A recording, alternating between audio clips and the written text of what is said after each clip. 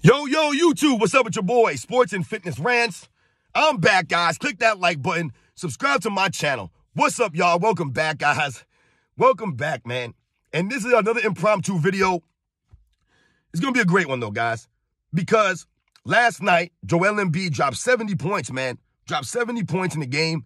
And you guys know how I feel about Joel Embiid on this channel. I've done several videos on him and my problems with him. And, you know, him scoring that 70 points last night was a perfect example of what I'm talking about, guys. So we're going to talk about in this video, how Joel Embiid scored 70 points and nobody cares. Nobody cares about this, man. It means nothing. It literally means nothing. Joel Embiid dropped 70 and it means nothing. And we're going to talk about why.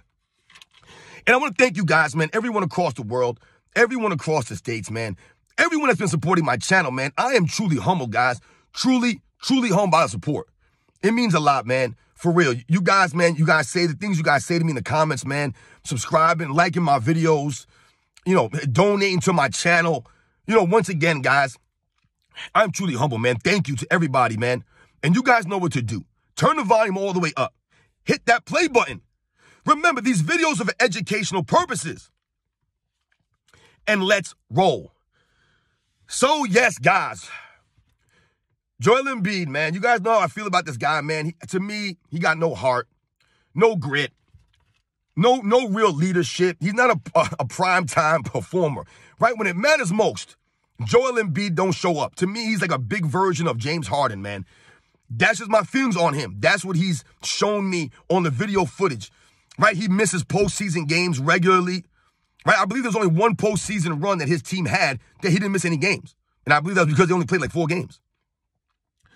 He misses games every postseason. He misses games in the regular season. Lots and lots of games. Right? I've told you, man, Joel Embiid is soft. He's a frail dude. And that's going to lead to what I'm talking about in this video with Joel Embiid scoring 70 points last night against one of the worst teams in the NBA. Joel Embiid being a front runner, right? Beating down on a helpless San Antonio Spurs team. Does anybody know how many wins the Spurs have this season? I believe they have 8 or 9 wins on the season.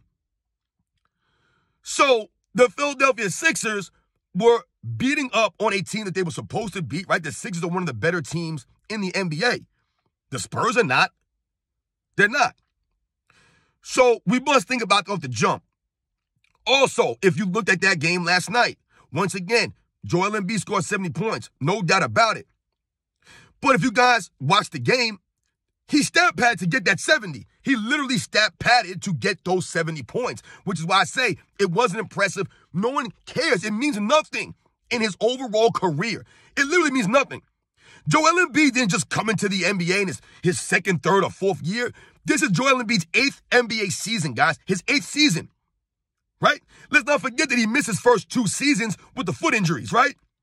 But this is 8th NBA season, guys. 8. And Joel Embiid has done nothing in the postseason when it matters most in the playoffs. He's shrunk in the moments. He's disappeared. He's been inconsistent at best.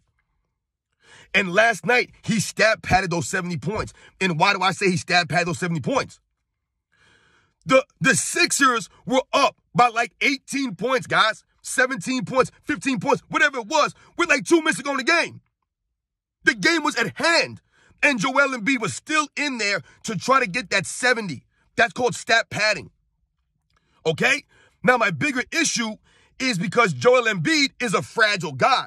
So, if Joel Embiid has always been known for having injury problems and things of that nature, then why would Joel Embiid risk getting an injury, stat padding in the last couple of minutes of a game?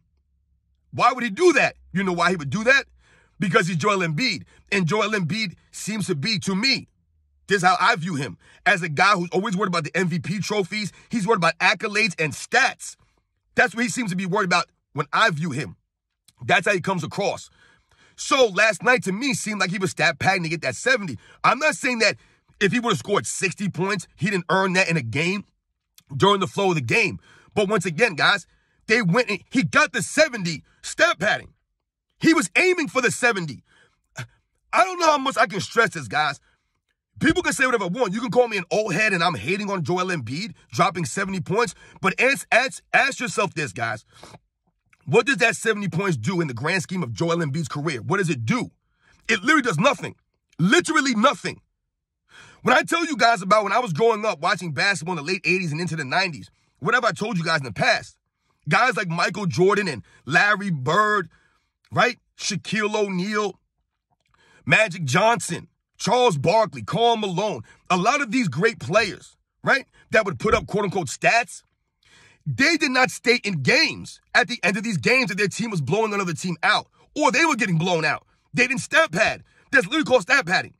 Why is Joel Embiid in the game with 2 minutes to go? His team is up, almost 20 points against one of the worst teams in the NBA. Why is Joel Embiid still in there?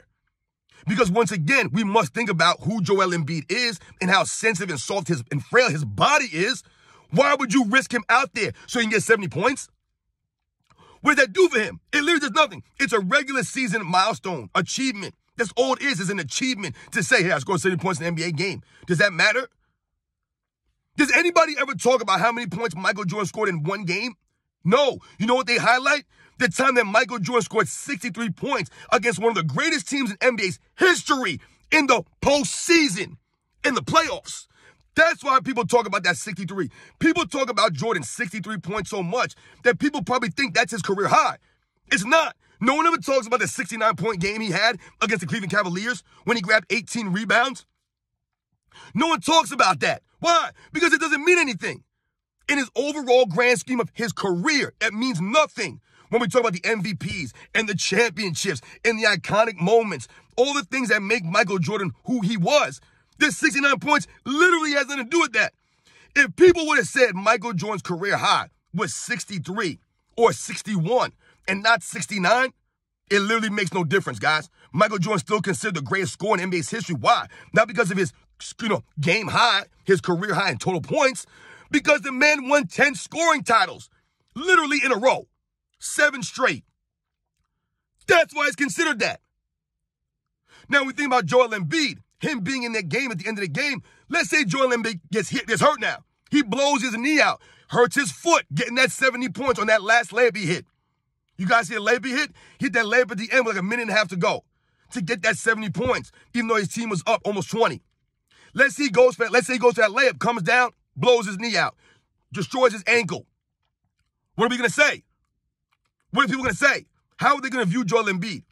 He's going to look like an idiot. Stat padding in a game against the worst team or one of the worst teams in the league. This wasn't a postseason game, an important game. It wasn't like you needed this game for standings. This game meant nothing. It meant nothing. And Joel Embiid scoring those 70 points, it meant absolutely nothing, guys. And I hate to be this guy. And some of y'all might get on me. And listen, some of you guys have gotten on me before. And this is not any disrespect or hate towards Joel Embiid. He's a great player. This is why I'm holding him to a standard. And he needs to understand that stats mean nothing, man. It means nothing. He'll never be viewed as greater than Nikola Jokic because Nikola Jokic impacts winning. He's there to win the game. And he's proven that he can lead a team to a championship. Joel Embiid hasn't proven a damn thing. The man hasn't even been to a conference finals before. Never been to a conference finals. He's been in and out of the lineup in the postseason. Jokic don't miss games in the playoffs. Embiid does. Right? And Joel Embiid tries to act like he's this big, tough guy. No, he's not. You're not tough. You have no heart, no grit. This is why you're always missing games with these BS injuries. You guys know the deal, man. So, once again, why would Joel Embiid be in the game to score 70? Because that's what it's all about for a lot of these guys, man. That's the key here we must remember. These guys are out there to collect stats. They believe that the more stats they get, that's going to help with their fame, right? With their legacy. Meanwhile, they don't understand that the true, actual, real basketball fans do not respect what Joel Embiid is doing. They respect this stuff. You guys see Karl Anthony Towns last night? Dropped 60 points in a loss. When the team came back from like an 18-point deficit, Karl Anthony Towns is too busy out there stat padding. He stat padded so much so that the coach called them out after the game for losing that game because Karl Anthony Towns too worried about shooting shots and scoring, never playing defense, right? And what's Karl Anthony Towns achieved in his career? Absolutely nothing. Absolutely nothing. Karl Anthony Towns to me is a soft dude, man. Completely overrated, overvalued. Karl Anthony Towns. He's won nothing. Nothing in his career. He's done nothing in his career. But he's going to go for that 60 points to make him feel better. That wasn't the same thing as Joel Embiid. I'm not saying it was the same thing, but it's similar. It's the mindset of these guys. Now, I want you guys to think about something, man. When I say that it doesn't mean anything that Joel Embiid did this, right? We also must take into context or to account the era. So when Joel Embiid dropped 70 points, it's really not the same as if he would have dropped 70 points in a past or previous era. And I want you guys to think about it this way. You guys may not realize, but over the last 6 seasons, right? The last 6 seasons, there have been 4 players to score 70 points or more. 4 guys in this era. Joel Embiid did it last night. Devin Booker did it, I believe, in 2017. Damian Lillard did it, I think, last year. Donovan Mitchell, I believe, did it last year. That's 4 different players, guys. And listen to these guys' names. Devin Booker, Damian Lillard, Donovan Mitchell. These and Joel Embiid now. These are the 4 players of this era. Over the last 6 seasons, 4 different players have scored 70 points, guys, or more. Now, I want you to think about it in contrast to other eras. You know how many players scored 70 points in the 90s? 1 player, guys. David Robinson scored 71 points, I believe, in the 1995 season, guys. Yeah, I'm going to say it was 95 season. But he scored 71 points in the game, David Robinson, man. Right? That meant a lot more. Right? David Robinson was going for a scoring title. Right? So he filled it up. Right? He filled it up in that game, man. Right? The scoring title was very close between, I believe, him and Shaquille O'Neal. It was like one of the last games of the season, if I'm not mistaken. And David Robinson and Shaquille O'Neal had a battle. So similar to the battle that George Gervin and David Thompson had in the 70s. Right? When David Thompson put up a 71-point game, and I believe George Gervin dropped like 60 or whatever it was, and David Thompson was able to edge out George Gervin right at the end of that season, the last game for the scoring title.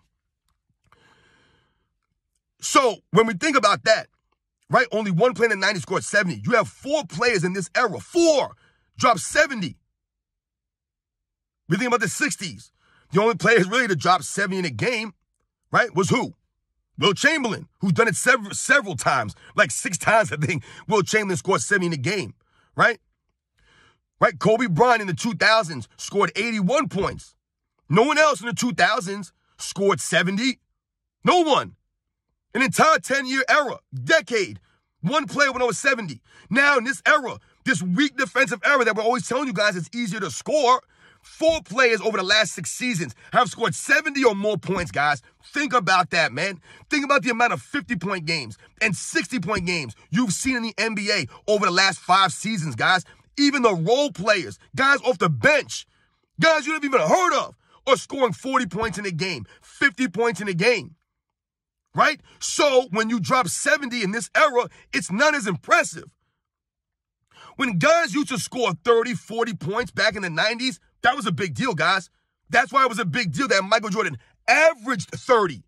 He averaged 30 because to score 30 back in them days was a big deal. Now scoring 30 means nothing. Right? A 40 or 50-point game is like a 20, 30-point game in the 90s. They're just a lot more regular now. Like I said, even guys who are not that great can score 40 points in a game easily.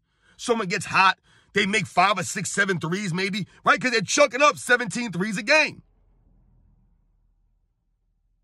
So I'm not impressed. It's not impressive. Who is guarding Joel Embiid? You're playing the Spurs. Wembanyama, some of these other guys that the Spurs have, they've won 9 games this season, if that. So Joel Embiid beats up on a lesser team. His team is dominating at the end of the game. He stays in to get those 70 points. And then they'll say, Wilt didn't. He broke Wilt's scoring record for the Philadelphia Sixers, man. Like, stop it, guys. Just stop, man. Stop.